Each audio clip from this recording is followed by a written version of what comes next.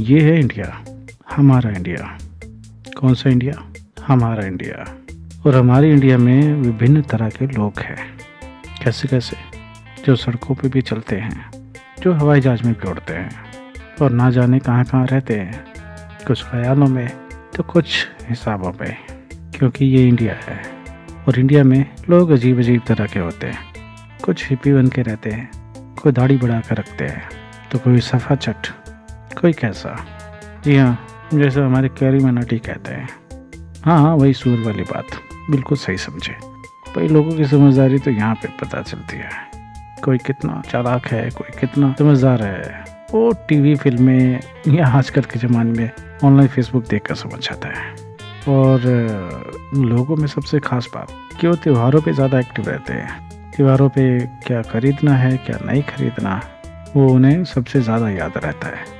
और इंडिया में लोग इतने काबिल होते हैं कि वो आगे से नहीं, पीछे से बुराई करते हैं, क्योंकि पीछे से कोई देखने वाला नहीं होता या कोई समझ पाता है। ये इंडिया है। और इंडिया में लोगों के दो दो बेटे होते हैं, जैसा मैंने पिछले वीडियो में बोला था। अगर आपको देखनी है या सुननी है तो पीछे वीडियो में आप पढ़ सकते हैं कि लोग अपने दो दो बेटे क्यों रखते हैं। कुछ का तो पता भी होगा। अभी इस आग को ही ले लीजिए। ये जो आग है, इससे कितना प्रदूषण फैलता है आपको तो पता ही होगा, लेकिन लोगों को नहीं पता।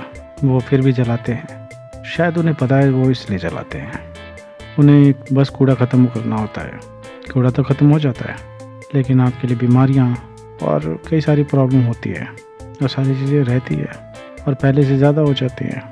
फिर आप डॉक्टर के पास जाते हैं, डॉक्टर फिर दवाइयाँ देता है, उन दवाइयों से फिर कूड़ा होता है, और फिर वही साइकिल घूमती रहती है। यही साइकिल हमेशा रिपीट होते रहती है। और चलाने वाले साइकिल नहीं, किसी और साइकिल की बात कर रहा हूँ। वैसे आप समझदार तो है ही, जो समझ जाएंगे। तो वही ऐसा है कि सब चीज़ें अच्छी हैं, बस जो चीज़ अच्छी नहीं है वो हूँ मैं।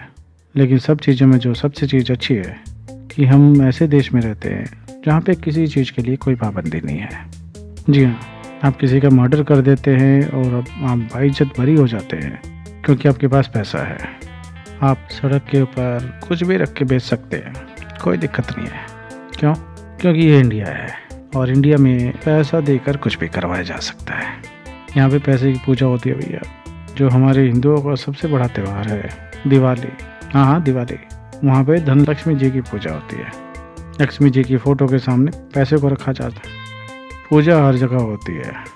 कभी कोई औजारों की पूजा करता है, कोई त्योहारों की पूजा करता है, कोई आदमी की पूजा करता है, तो कोई पत्नी की पूजा करता है, कभी कोई बच्चों की पूजा करता है, तो कोई कभी बुरे की पूजा करता है, तो कोई अच्छे की पूजा करता है।